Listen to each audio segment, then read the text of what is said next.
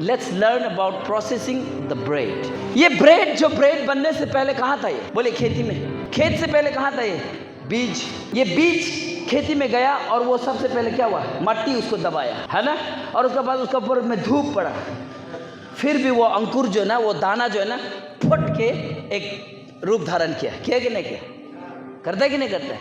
और उसके बाद में पूरा हवा, पानी, तूफान, धूप, सब कुछ सहता है कि नहीं सहता है? फिर भी स्ट्रांग खड़ा रहता है कि नहीं रहता है ना? कोई कोई तो धान हम देखा है कि यहाँ में हवा में गिर जाता है, गिर के भी वो क्या करता है? अपना वो क्या धान उगाना नहीं छोड़ देता है। Praise the Lord, praise the Lord. फल लाना छोड़ता है? बोलिए, गिरा हुआ धान ऐसे हवा में गिरा हुआ है, लेकिन उसका धान देखना पूरा पक रहा है, अभी वो गिर के भी अपना काम को कर रहा है। लेकिन क्रिश्चियन लोग कोई गिर के ही बैठा हुआ, सूख के मर रहा है। और उसके बाद उसको क्या करता है? धान को काटता है। काटने के बाद में क्या करता है बोलो तो? लोड करके लेकर के जाके क्या करता है बोलो?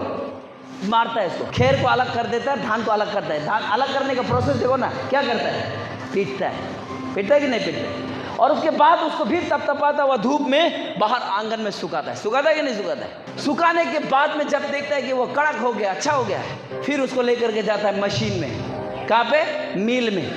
मिल में ले जाके धान को डालता है। वो ढक ढक ढक ढक ढक ढक ढक ढक ढक पीस के अंदर से क्या निकलता है? चावल निकलता है और भूसा को अलग कर देता है। फिर जाकर के क्या करता है? साफ करता है। साफ करने के बाद में फिर एक बार क्या करता है मालूम है? चक्की में जाता है कि नहीं जाता है? चक्की में जाने के बाद वो क्या बनता है? आटा बनता है। आटा बन गया, खत्म हो गया? नहीं, आटा बनने के बाद भी वो क्या करता है मालूम है? फिर जाके मालूम उसको जब रोटी बना के आग में डालता है ना, ठक उलट पलट के, तब जाके वो क्या बनता है? ब्रेड बनता है। जब जाके वो रोटी बनता है। Hallelujah, hallelujah, hallelujah. ठीक उसी तरह मेरा प्रभु यीशु मसीह परमेश्वर का वो बीज बन के इस धरती में आया, उस अंकुर के समान उठा और उगा, और वो पीसा गया, सुखाया गया, उसको भी तोड़ा गया, पीसा गया, और उसको चक्की में डाला, पीसा, उसको पूरा ड्राई कर दिया गया। उसके बाद उसको फिर आग में डाला, 3 दिन का नरक आपके लिए और मेरे लिए सेके, फिर जाके वो मेरा जीवन का रोटी बना।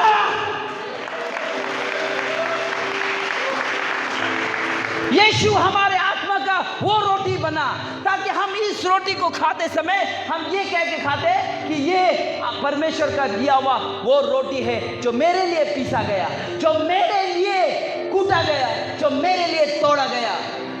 Hallelujah, hallelujah. ये जो खेती में धान उग रहा है, गेहूं उग रहा है, वो गेहूं और धान को पीसना पड़ता है, सूखना पड़ता है। किसके लिए? आपका पेट भरने के लिए।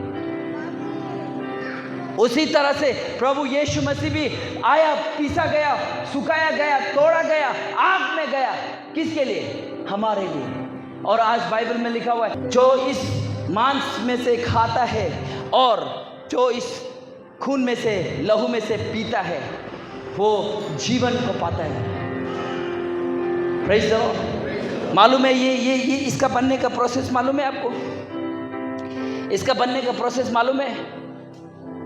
मालूम नहीं है। इसको भी अंगूर से फल हो, चाहे कोई भी प्रकार का फल हो, लेकिन लेट्स टेक इट एग्जाम्पल, वो अंगूर का झुप्पा को तोड़ के लाता है, फर्मेंटेट करके रखता है। उसका बाद फिर उसको भी क्या करता है? निचोड़ा जाता है। उसका चमड़ा, बदन अलग और उसका रस को अलग कर दिया जाता है, और उसके बाद में रख के उसके बाद वो एक बोतल में डाल करके वाइन का प्रेजेंटेशन होता है। मालूम है, यीशु ने आप और मेरे लिए अपना खून को उसी तरह से पीस के, दबा के, वो हमको खून बना के दी। हालेलुया। ताकि जो इस खून को और इस मांस को खाता है वो अनंत जीवन को पाता है। Praise the Lord. लेकिन ये खून और ये मांस किसके लिए? किसके लिए? बोलिए, भूखों और प्यासों के लिए। अभी यहाँ में गाना बजाएगा तो सब लोग आएगा।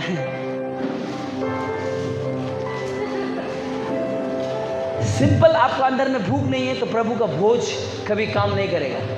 लेकिन आपके अंदर अगर भूख है तो ये प्रभु का भोज आपका जीवन को यहाँ से वहाँ लेकर के जाने में सक्षम हो। Hallelujah, praise the Lord. ये प्रभु का भोज आपका जीवन को बदलेगा। आपको लंगड़ा है चलने देगा, आपको लूंगड़ा है चलने देगा, अंधा है देखने देगा, क्योंकि परमेश्वर जो भूखे और प्यासे को तृप्त करना अच्छी तरह से जानते हैं। जॉन 6:54 में आइए, दो जो मेरा मांस खाता है और मेरा लहू पीता है अनंत जीवन।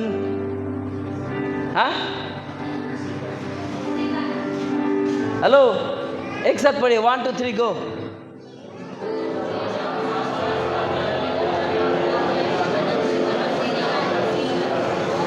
और मैं उसे अंतिम दिन में, आदमी लोग कब्रिस्तान ढूंढ रहे हैं अंतिम दिन में जी उठने के लिए।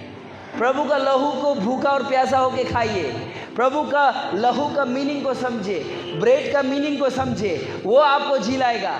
कब्रिस्तान आपको जी नहीं लाएगा। Praise the Lord, hallelujah. So please फिर एक बार मैं पढ़ता हूँ। जो मेरा मांस खाता है और लहू पीता है अनंत जीवन उसी का है।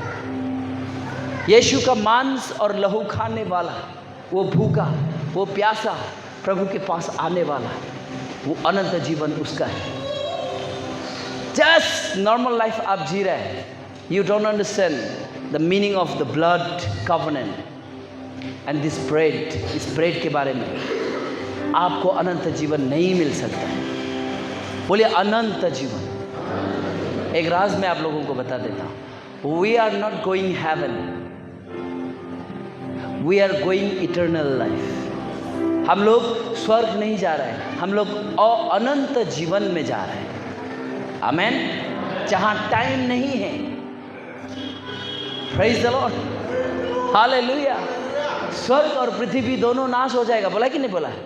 तो हम लोग जाएंगे कहाँ? बोले हम लोग स्वर्ग नहीं जा रहे हैं, हम लोग अनंत जीवन में जा रहे हैं। और अनंत जीवन कहाँ है? बोलिए जहाँ मेरा परमेश्वर रहता है। Hallelujah, hallelujah, praise the Lord. तो सिर्फ अपना प्रॉब्लम का सॉल्यूशन करने के लिए मत आइए, सिर्फ अपना प्रॉब्लम का सॉल्यूशन ढूंढने के लिए मत आइए।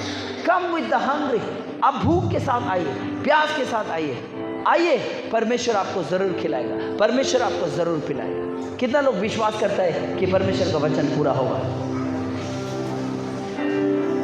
कितना लोग? आइए खड़े हो जाए।